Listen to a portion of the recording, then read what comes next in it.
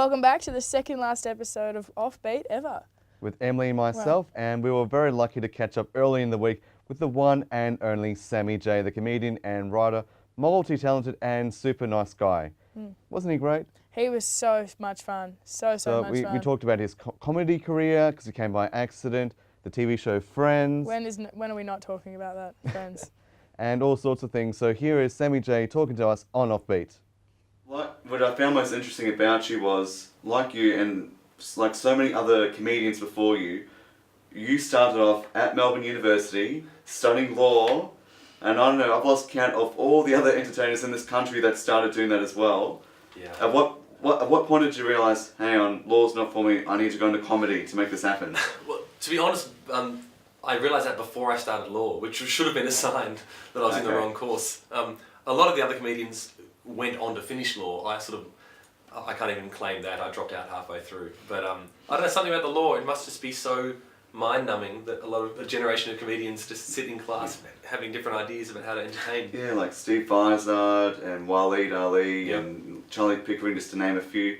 But when you said to your parents, Mum, Dad, I want to be a comedian, I don't want to go to law school and be a lawyer, what was their response? Well, to be honest, I think that it was actually, I had to break the news to them that I was going to study law in the first place. And they were like, what are you doing?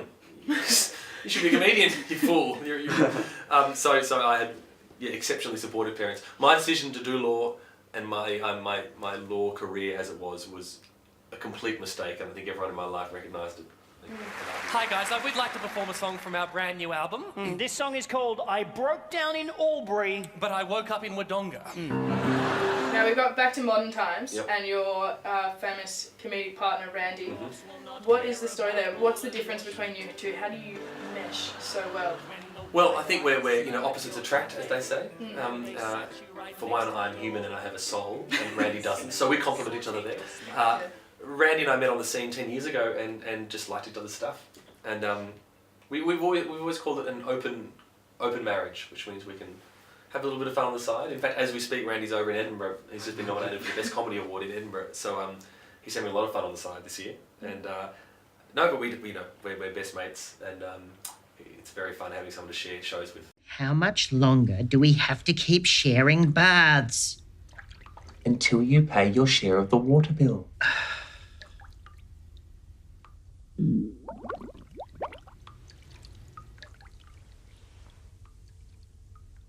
Was that me or you? I just don't know anymore. Now, last year, of course, you got the show on ABC, Sammy J and Randy in Ricketts Lane, was it? In Ricketts Lane, indeed. Ricketts Lane, which is a little sitcom, and very, very funny, very clever, and I like how you have the Kevin Costner film name for each title of the episode. Thank you. The Bodyguard and the Postman and all The whole that. show was worth it just for that for us, Yeah. just to sneak in some Costner references. Wait, are you a Kevin Costner fan? You have to be. No, just random. Okay.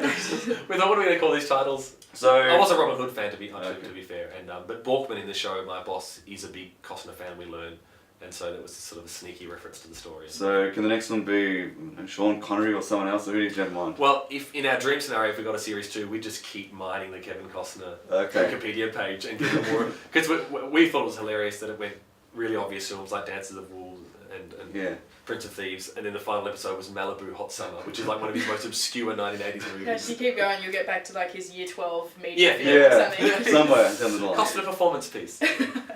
Well, I think that's all we've got time for at the moment, but thank you so much for joining us. It's been an absolute pleasure. My pleasure. Yeah, any last plugs or anything you'd want to... Oh, well, I am about to do a show at the Melbourne Fringe Festival, which, since you've dragged out footage of me as a topless man on TV, I'm doing a show called Hero Complex, all about my time at school and the relationship I have with my school gardener, who would trade Phantom comics with me behind the shed in clearly very dodgy scenarios now, looking back, but it's going to be a really fun show, very personal and very, very silly. So I'm doing that at the Northcote Town Hall. There you go. Tickets for that?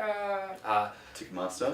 No, it's melbournefringe.com.au, or head to my Facebook page and you'll see all the links. Perfect. All right. Get on to Sammy it, J, guys. thank you so much for joining us. Thanks for having me. And best of luck. Cheers. Thanks for joining us on Offbeat.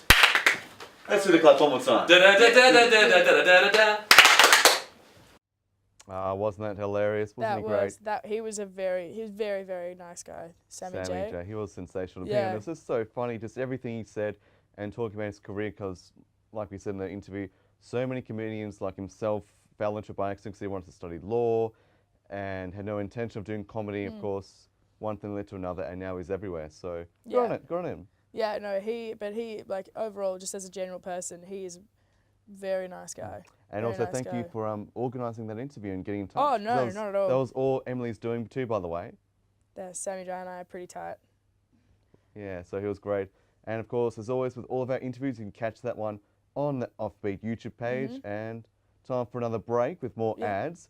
And we'll be back with Ralph's segment teaching us about salsa. So stay there. Yeah. Stick around.